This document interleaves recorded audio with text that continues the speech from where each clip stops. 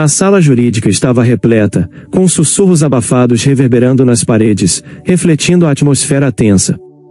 No banco dos acusados, Felipe Moura mantinha uma fachada calma, embora seus olhos revelassem sua inquietação. Seu traje desgastado e o colar simples que portava carregavam um significado oculto, conhecido apenas por uma pessoa ali. A magistrada Maitê dos Santos adentrou o local com autoridade, sua postura evidenciando anos de experiência judicial. Contudo, naquele dia, uma sombra pairava sobre ela. Ao sentar-se, seu olhar recaiu sobre Felipe e o colar que ele usava. Maitê sentiu-se atordoada, era idêntico ao que sua filha Lorena usava quando sumiu há 12 anos. Enquanto o promotor iniciava sua fala, Maitê não conseguia desviar a atenção do colar. Lembranças de Lorena invadiram sua mente, e as palavras do promotor tornaram-se um ruído distante. Maitê lutava contra a vertigem, sua mente traçando conexões antes imperceptíveis. Como Felipe obteve aquele colar? Estaria ele envolvido no sumiço de Lorena? Repentinamente, Maitê desmaiou, causando comoção no tribunal. O julgamento foi suspenso, e ela foi levada às pressas para atendimento médico. Felipe, confuso, retornou à sua cela, sem compreender o ocorrido. Para ele, o colar sempre simbolizou amizade, ligando-o a um passado agora manchado por acusações.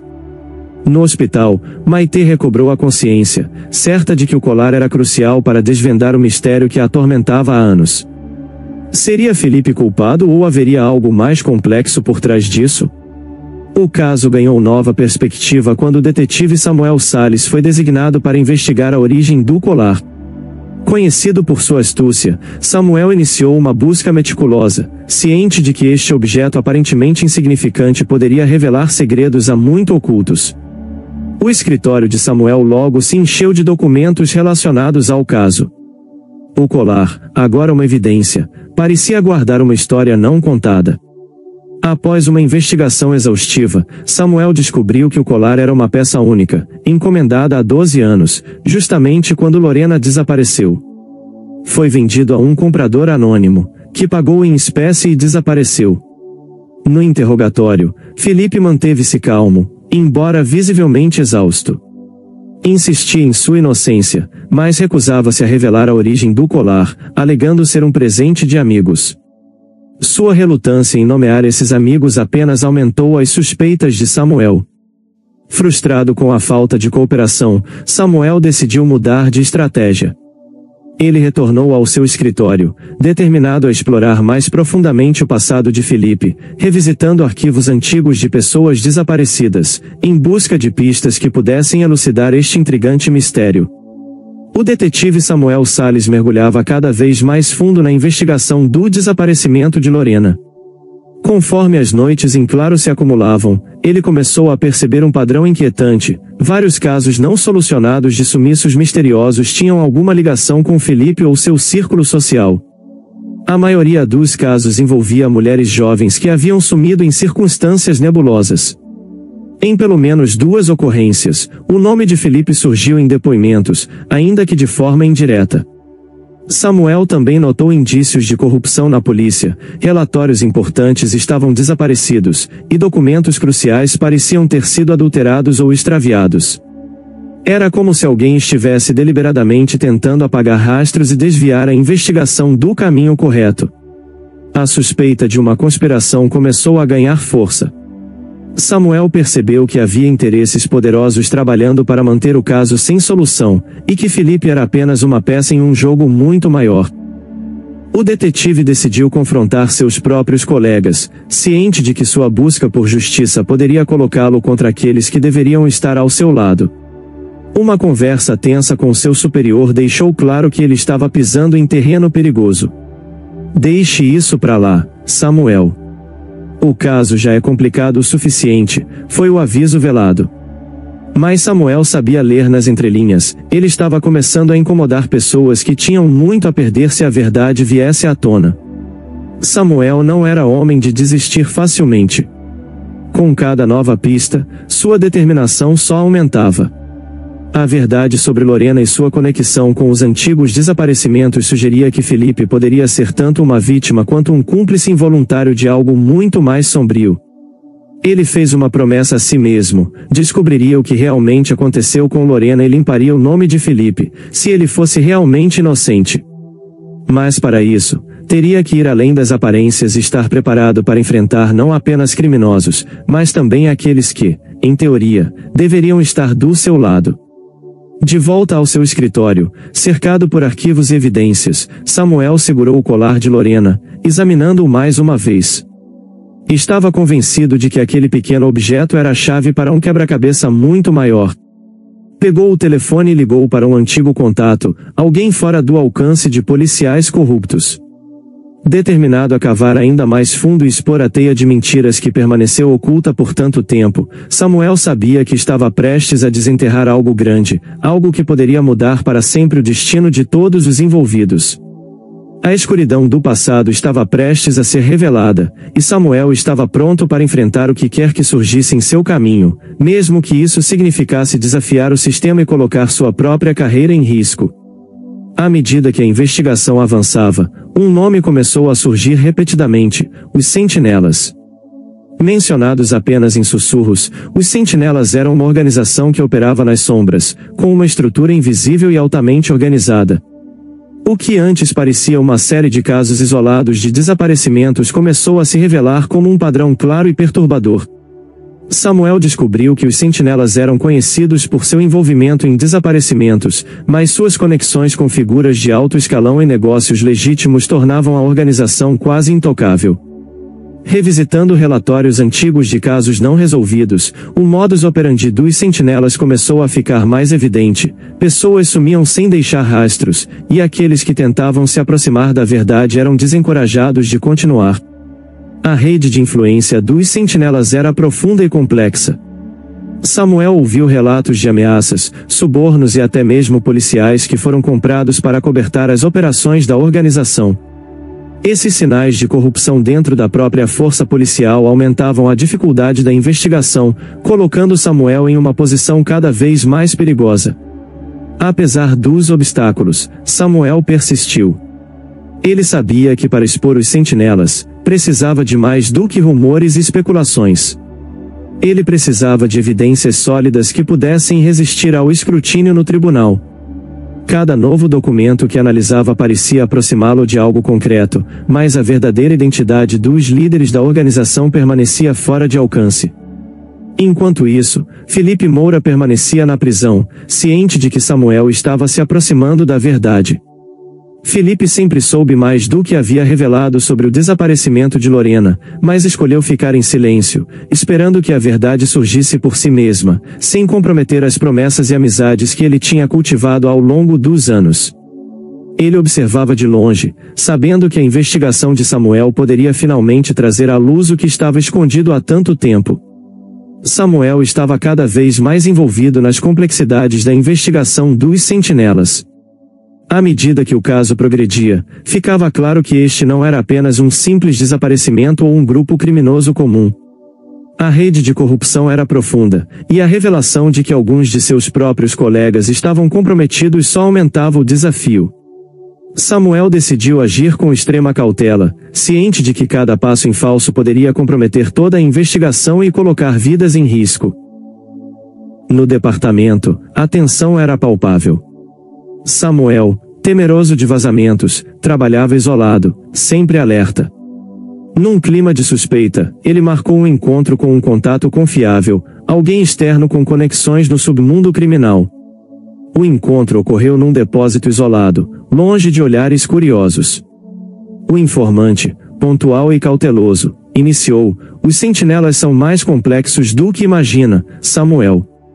Tem infiltrados em toda parte, inclusive em sua equipe." Samuel, ciente das traições, buscava detalhes concretos sobre a operação e liderança dos Sentinelas. Há um nome crucial: Lucas Vanson. Ele lidera e tem ligação direta com Lorena, a filha do juiz, revelou o informante. Surpreso, Samuel indagou sobre Lorena estar viva. O informante confirmou: explicando o envolvimento dela com Lucas, embora os detalhes fossem nebulosos. Esta informação alterou o rumo da investigação. Lorena não era mera vítima, mas peça-chave no intrincado jogo de poder. Felipe, aparentemente, era um inocente envolvido por acaso, carregando segredos cruciais. Samuel, de volta ao escritório, reorganizava mentalmente as informações. Seu objetivo agora era expor Lucas, compreender o papel de Lorena e desmantelar os sentinelas, limpando o nome de Felipe. Ele sabia que precisaria navegar cuidadosamente entre aliados duvidosos e traidores disfarçados. Após intensa busca, Samuel localizou Lucas em outro estado. A operação de captura foi meticulosamente planejada, longe de possíveis infiltrados. A equipe invadiu silenciosamente a propriedade isolada de Lucas, uma mansão rodeada por densa vegetação. A invasão foi rápida e eficaz. Lucas, surpreendido, não resistiu. Mas o choque veio ao encontrar Lorena, aparentemente bem e calma, como se aguardasse esse momento. No interrogatório, Lorena revelou a verdade: seu desaparecimento foi uma fuga planejada com Lucas, seu namorado, para escapar do controle materno. O sequestro era uma farsa, e o colar, uma peça do seu plano. Lorena expôs que os temidos sentinelas eram uma invenção de policiais corruptos, usada para encobrir suas próprias atividades ilícitas. Felipe, injustamente preso, sabia do paradeiro de Lorena, mas manteve silêncio por lealdade. Samuel sentiu-se aliviado por desvendar o caso, mas frustrado com a escolha egoísta de Lorena. A revelação abalou a polícia, a mídia e, especialmente, a juíza Maitê dos Santos, para quem o alívio de encontrar a filha viva misturou-se a sentimentos complexos sobre sua partida voluntária. Um turbilhão de sentimentos contraditórios invadiu Maitê: fúria, pesar, remorso e um fio de otimismo. Sua descendente, que ela julgava perdida para sempre, estava viva. Contudo, as circunstâncias dessa revelação eram impossíveis de ignorar. Decidida a confrontar a filha, Maitê se deslocou até o local onde Lorena estava detida para interrogatório. A viagem foi extensa, mas os pensamentos que a atormentavam tornaram-na ainda mais angustiante. Maitê sempre foi superprotetora, mas jamais imaginou que sua tentativa de resguardar Lorena a levaria a uma existência de inverdades e fugas. Agora, ela estava prestes a encarar essa dura realidade. Ao chegar à sala de interrogatório, Maitê avistou Lorena através do vidro, aguardando serenamente. A juíza hesitou, observando sua filha com os olhos marejados. Lorena parecia mais madura, porém mantinha a mesma expressão determinada de sua juventude. Maitê adentrou o recinto. Um silêncio opressivo pairou entre elas. Lorena ergueu o olhar, encontrando os olhos de sua mãe. Havia uma mescla de espanto e compreensão no semblante de ambas. Por um instante, nenhuma soube como iniciar. Finalmente, Maitê rompeu o silêncio, sua voz firme, mas embargada pela emoção. Por quê, Lorena? Por que você fez isso? Indagou, tentando manter a compostura, mas sem conseguir ocultar o tremor em suas palavras. Lorena inspirou profundamente antes de responder: Mãe, eu precisava de autonomia.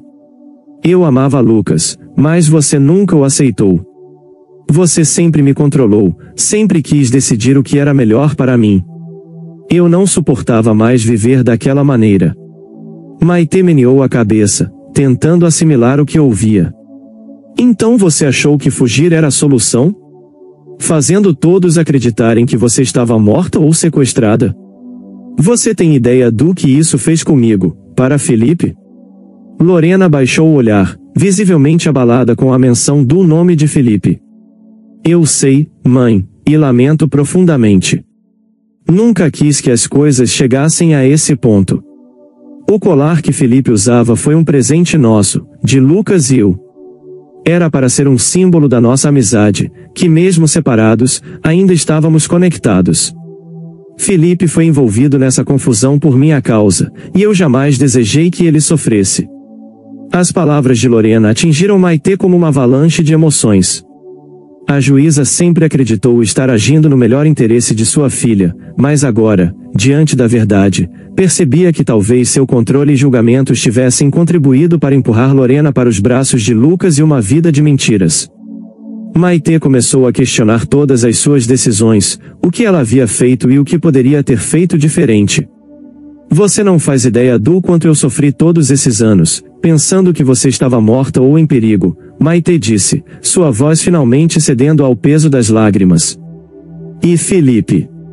Eu julguei um homem inocente.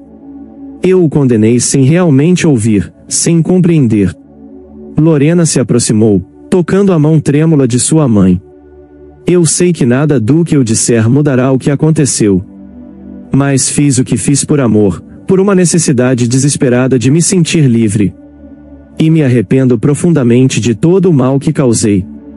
Maite olhou para sua filha, vendo nela um reflexo de suas próprias falhas e esperanças.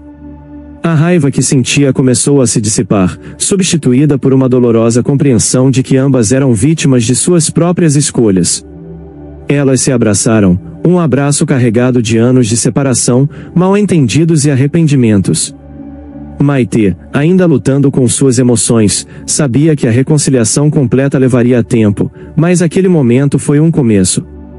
Pela primeira vez, mãe e filha se encaravam verdadeiramente, não como juiz e ré, mas como duas mulheres tentando reparar o passado. Maite deixou a sala determinada a corrigir seus erros e lutar pela inocência de Felipe. Ela sabia que havia muito a resolver, mas também estava ciente de que estava pronta para enfrentar as consequências de suas ações e encontrar uma maneira de reconstruir seu vínculo com Lorena. A jornada de perdão e redenção estava apenas começando, e Maite estava disposta a trilhar esse caminho, não importava quão árduo fosse. O tribunal estava lotado novamente, mas desta vez a atmosfera era diferente. O caso de Felipe Moura, antes envolto em uma aura de incertezas e suspeitas, agora era visto sob uma nova perspectiva, graças à investigação de Samuel e às revelações de Lorena. O julgamento foi reaberto com a promessa de finalmente fazer justiça. Samuel estava sentado na sala, observando tudo atentamente. Ele sentia uma mistura de satisfação e alívio. A verdade que ele havia perseguido tão implacavelmente estava finalmente sendo reconhecida. As evidências que ele havia reunido, testemunhos, documentos e as revelações sobre a falsa organização Sentinelas, agora estavam diante do juiz, desmantelando o caso anterior contra Felipe. O advogado de defesa apresentou as novas evidências, destacando claramente as falhas e manipulações do sistema que levaram à condenação de Felipe. Maite dos Santos, que havia presidido anteriormente o julgamento de Felipe, agora estava sentada na audiência, não como uma juíza, mas como uma mãe, uma testemunha e, talvez o mais importante, alguém que buscava a redenção. Era um papel novo e desconfortável para ela, mas Maite sabia que tinha um dever a cumprir. Ela esperou ansiosamente pelo momento em que poderia falar, sentindo o peso das palavras que havia preparado. Quando chegou a sua vez de testemunhar, Maite se levantou e caminhou até o banco das testemunhas. O silêncio que caiu sobre o tribunal era quase palpável. Todos ali sabiam que esta seria uma declaração importante. Maite olhou diretamente para Felipe e depois para o juiz, respirando fundo antes de começar. Meritíssimo, membros do tribunal e todos os presentes, Maite começou, sua voz firme, mas carregada de emoção. Estou aqui hoje não apenas como alguém que testemunhou o fracasso do sistema de justiça, mas também como alguém que falhou em ver a verdade. Maite continuou, admitindo seu erro em não investigar completamente as alegações de Felipe e permitir que seus próprios medos e dores a cegassem para o que realmente importava, a busca pela justiça imparcial. Ela falou sobre as pressões e o controle que impôs à filha, e como essas decisões contribuíram para o caos que se seguiu. Felipe Moura é um homem inocente, Maite declarou com a voz embargada. Ele foi arrastado para essa situação por decisões que eu, em parte, ajudei a perpetuar. Peço perdão a ele, a este tribunal e a todos aqueles que sofreram com a injustiça que persistiu por tanto tempo. A sala permaneceu em silêncio enquanto Maite retornava ao seu assento. Era raro ver uma figura tão respeitada admitir publicamente seus erros, e o impacto de suas palavras foi evidente nos rostos dos presentes. Felipe, sentado no banco dos réus, parecia emocionado, mas sereno. Ele sabia que a verdade estava finalmente sendo ouvida. Com as novas evidências apresentadas e o testemunho sincero de Maitê, o juiz não demorou muito para tomar sua decisão. Felipe Moura foi declarado inocente de todas as acusações, e as acusações contra ele foram oficialmente retiradas. A sala irrompeu em murmúrios e aplausos abafados quando Felipe deu um suspiro de alívio, sentindo o peso de anos de injustiça começando a sair de seus ombros. O empenho de Samuel começava a render resultados além do tribunal. O sistema policial corrupto, que utilizava os sentinelas como um mito conveniente para justificar sumiços, estava sendo desmontado. Investigações internas foram iniciadas, e os policiais envolvidos estavam sendo identificados e responsabilizados. Samuel, que arriscou muito para revelar a verdade, recebeu elogios públicos por sua persistência e ética, demonstrando que ainda havia pessoas na polícia dispostas a lutar pelo que é correto. Ao final da audiência, Felipe e Maitê trocaram olhares significativos, sem palavras. Foi um momento de entendimento mútuo, reconhecimento de erros e uma promessa silenciosa de seguir adiante sem ressentimentos. Maitê, Felipe e Samuel saíram do tribunal sob um céu limpo. Embora ainda houvesse muito a ser reparado, o primeiro grande passo para restaurar a justiça havia sido dado. Para Maitê, era o começo de uma longa jornada de perdão, não apenas por Felipe e Lorena, mas também por si mesma. Samuel, observando tudo de perto, sentia-se satisfeito com o desfecho. Ele sabia que a luta pela justiça continuava, mas naquele momento podia respirar mais aliviado, consciente de que tinha feito sua parte para corrigir um erro que custou tanto a tantas pessoas. A jornada estava longe do fim, mas a primeira e mais importante vitória tinha sido alcançada. A luz suave do entardecer iluminava a casa onde Maitê, Lorena e Lucas estavam reunidos. Era a primeira vez em muitos anos que a família estava completa, embora em circunstâncias inesperadas.